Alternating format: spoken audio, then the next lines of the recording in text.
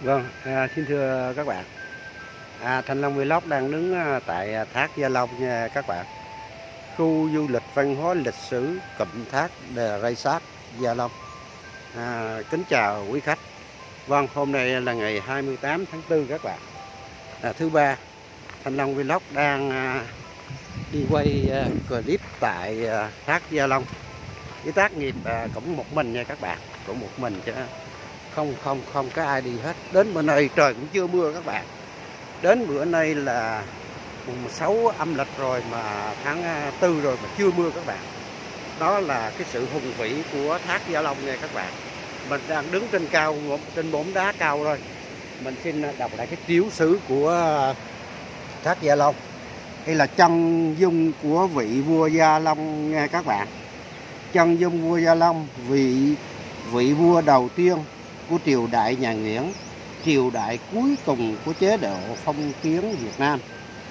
Vâng, xin thưa các bạn, thác Gia Long khoảng những năm 1935 và 1936, trong một chuyến du lịch đến Đắk Lắk, vua Bảo Đại, vị vua cuối cùng của triều Nguyễn, và đoàn cận vệ cưỡi voi đi vào rừng săn bắn. Sau đó được nghỉ ngơi dưới chân thác Đờ Rai Sáp Thượng để thưởng ngoạn những cảnh đẹp. Khung cảnh nên thơ của thác là khiến vua Bảo Đại rất thích thú và ghi nhớ những kỷ niệm đến với thác. Nhà vua đã đổi tên thác Gia Long thành vị vua đầu tiên của triều Nguyễn. Từ đó về sau, tên thác Đờ Rai Sáp Thượng đã dần bị lãng quên. Thay vào đó là tên gọi thác Gia Long như ngày nay. Thác nằm trong rừng đặc dụng, cảnh quan Đờ Rai Sáp và đa dạng các loại động thực vật, 755 loài thực vật bậc cao, 289 loài động vật có xương sống, trong đó có nhiều loại quý hiếm được bảo tồn nghiêm ngặt. Thác Gia Long được hình thành bởi dòng sông Ba Giang của núi lửa Năm Bờ Lăng bao phủ lên đá trầm tích. Các dòng chảy và ngày nay có nhiều giá trị địa chất, ý nghĩa khoa học và giáo dục cao. Cũng tại đây, du khách có thể quan sát những tảng đá Ba Giang bị đập vỡ cùng với đứt gãy khe đứt cộng hướng với dòng nước tạo thành hình thù thú vị.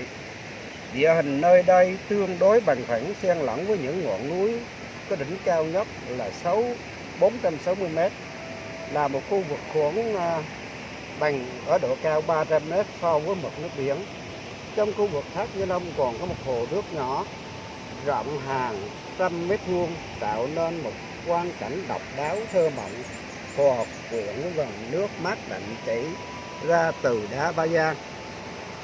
Thác Gia Long cũng gắn liền với câu chuyện tình cảm của một cô gái người Ede xinh đẹp, Hermy, bị một quái thú phun ra từ dòng nước khổng lồ cuốn đi, không cứu được người con gái mình yêu. Vì quá đau thương, người yêu đã biến thành một cái cây lớn cắm sâu vào đá, trông như một người đàn ông đau khổ với vòng tay mở rộng chờ đợi người yêu quay về. Ngày nay, đặc biệt vào các ngày dịp lễ Tết, thác Gia Long luôn là một điểm đến thú vị cho những du khách muốn đắm mình trong không gian tươi xanh của đại ngàn. Vâng, kính thưa các bạn, đây là cũng có nhiều du khách đến tham quan cho các bạn. Nhiều du khách đến tham quan. Mình xin tổng quan lại là công viên địa chất Đắk Nông có diện tích là 4.760 km, bao gồm các huyện Gò Đống Nô, Cư Rút, Đắk Minh, Đắk Sông, Đắk Gờ Long và thị xã Gia Nghĩa. Lịch sử của vùng đất này bắt nguồn từ 140 triệu năm cách ngày nay, đã khơi dậy cho ta một phần của đại dương, và các dấu tích được tìm thấy như đá trầm tích, hóa thạch và các vòng nước loại hóa thạch khác. Do đó, vận động kiến tạo của lớp vỏ trái đất khu vực này là một nâng lên và xuất hiện núi lửa. Chính hoạt động phun trào núi lửa đã phủ đến một nửa triệu diện tích, và bởi vì dung nham Ba Giang đáng ngạc nhiên là khoảng 10.000 năm núi lửa vẫn còn hoạt động, tạo nên sự ấm núi lửa độc đáo đồ cổ nhất khu vực Đông Nam Á. bên cái chỗ thác phát Rây hiện Sắt cơ cấu cư trú người tiền sử khoảng 10.000 năm và cách đây. Đúng rồi, nó cũng sợ cháy nổ đó. Vâng, xin thưa các bạn, đây cũng là quê hương của ba dân tộc Dịa Mạ, Mơ Nông, Tơ Đơ.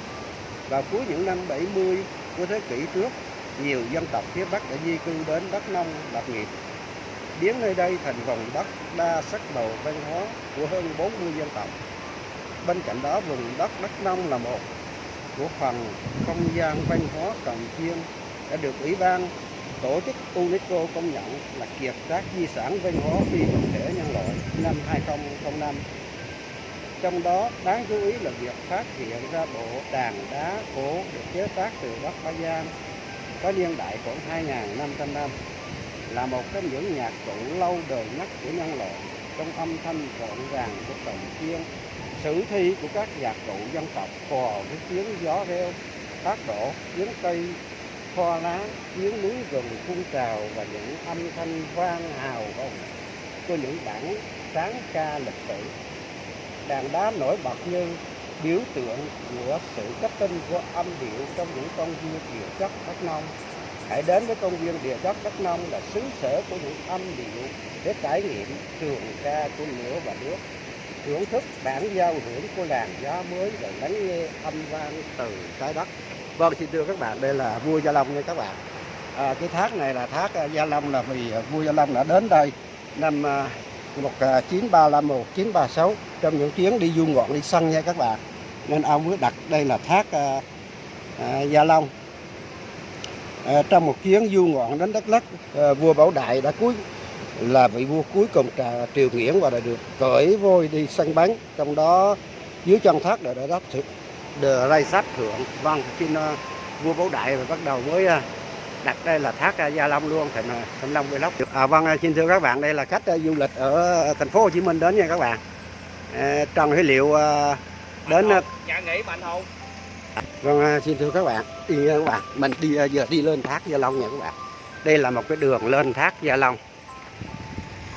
Đây là tất cả cái khu du lịch dưới chung quanh thác nha. Đây xin thưa các bạn, đây là cái đường xuống với chân thác Gia Long nha các bạn. Mình ấy da, dốc cao lắm các bạn ơi, dốc cao lắm mà cái bữa nay cũng ngày 28 rồi các bạn, 28 tháng 4 mình Thành Long Vlog đi làm clip có một mình nha các bạn, vì cũng ít có người muốn đi như mình lắm. Nếu mà những người nào cùng đi làm YouTuber như mình thì đến đường mới đi được, chứ còn mình rủ những người bạn đi thì khó quay lắm các bạn ơi. Tại sao? Tại vì họ không có trong nghề nghiệp, không có làm, họ muốn đi một hồi rồi họ về, chứ họ không có đi đào sâu như chúng ta, thành ra là đi với họ cũng khó làm đó.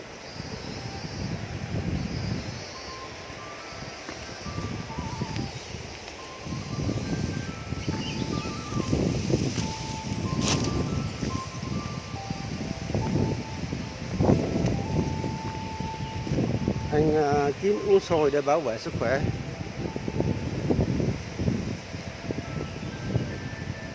Vâng, xin thưa các bạn, mình đang đứng ở dưới chân tháp đây nha các bạn, đẹp lắm các bạn ơi. Đó, các bạn thấy hùng vĩ chưa? Đây là bạn ăn chín uống sôi là khuyến cáo ta con ăn thức ăn nó hơi chín một tí. Đó các bạn, gọi là thác Gia Long nha các bạn, cách thành phố Buôn Ma Thuột khoảng 30 km và cách Đắk Nông khoảng đây là trong địa phận của Đắk Nông này các bạn, địa phận của Đắk Nông. Đây các bạn, mình xin quay những cái hòn đá cuội của chân thác Đắk Nông nha các bạn. Đó, kia là một vách đá sừng sững. Đó, phía kế bên là những cái hòn đá trải dài đến thác nha các bạn, những hòn đá trải dài đến thác. Và trời chưa mưa kể từ tháng 11 năm ngoái. 11 năm ngoái là 6 tháng sau mới mưa nha các bạn. 11 đến tháng 4, tháng 3 này mưa, nhưng mà tháng 3 này cũng chưa mưa các bạn. Bữa nay là ngày 5 tháng 4 rồi, qua tháng 4 rồi mà chưa có hạt mưa nào.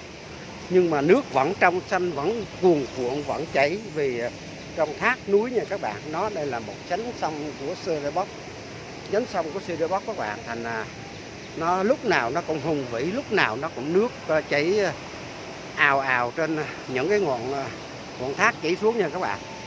Cái này mà nếu mà nó có suối, có xuồng thì đi quay đẹp lắm các bạn. Rồi đây các bạn, có xuồng, có sổng thì có ở đây, có bên kia là ở bên đây thác Trinh Nữ đi qua nha các bạn.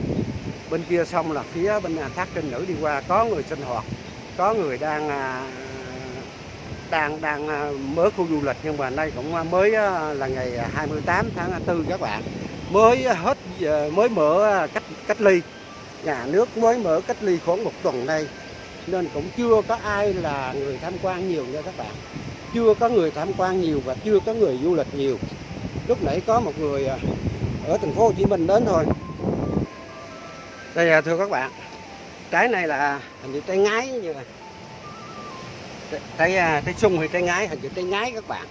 Cái trái ngái nó khác với cái trái sung như các bạn. Cái trái ngái hình như nó không có ăn được, đây các bạn, nó không có ăn được, chỉ trái sung có ăn được thôi. Nhưng mà cái trái này cũng giống cái lá là lá ngái chứ không, đúng rồi, lá ngái đó các bạn. Trái này cây nhỏ mà trái cũng nhiều lắm các bạn. Cũng chà nó trái vui đất luôn. Đó các bạn, trái dài dưới đất luôn. Chung quanh là thác Gia Long nha các bạn. Chung quanh là đồi, một cánh bên kia có con cò, con cuốc gì trắng đen các bạn. Một cảnh nên thơ, một cảnh hùng vĩ của quay đến cái thời tiền sử, cái thời mới khai thiên lập địa. Trước đây là những cảnh hoang sơ, cái cảnh núi rừng, cái cảnh thú muôn thú nó cũng tờ tựu ở đây các bạn. Nhưng mà bây giờ con người cũng lấn chiếm cái cuộc sống của muôn thú hết, thành ra là thú nó cũng ít rồi các bạn, nó cũng ít rồi. Người ta săn bắt hái lượm và đuổi nó đi, thành ra nó cũng ít lại. Thành là Thanh Long Vlog xin quay lại cái quang cảnh thác Gia Long để làm cái YouTube đến các bạn. Đây là mình đứng trên cái mỏm đá, mà nước nó chảy, nó xối thành là dao sắc các bạn, vô dao sắc cạnh luôn. Đó, bên kia xa là cái thác của Gia Long, thác Gia Long Đặc nha các bạn. Hồi xưa gọi là thác Đờ Ray Sáp, nhưng mà sau này vua Bảo Đại đi đến đây là cái vị vua đầu cuối cùng của cái thời Gia Long, nên đặt là gọi là thác Gia Long. Đây các bạn, đây là những cái con bọ ngựa hay con gì đó các bạn, nó đang nhún nhảy đó các bạn. Đó, đang nhún nhảy dưới nước đó. Cái dưới này cái cá cũng nhiều, nhưng mà bây giờ dưới này nó cũng sâu quá đi, với lại đá lởm chởm đó các bạn, đi xuống dưới này rất khó khăn để mà xuống như này. Chắc có lẽ cũng có dân tộc họ đi thả lưới nha các bạn, nhưng mà cái mùa này nó cũng cạn nước rồi, chắc lẽ cá nó cũng ít lại, thành ra là cũng không có thấy người chài lưới, cũng không có thấy người dân tộc, tại chưa mưa đó các bạn, chưa mưa nên là chưa có những người dân tộc họ đi trồng tỉa, hái lượm, săn bắn. Đây các bạn, đây là những cái mỏm đá gồ ghề của cái chân thác nha các bạn.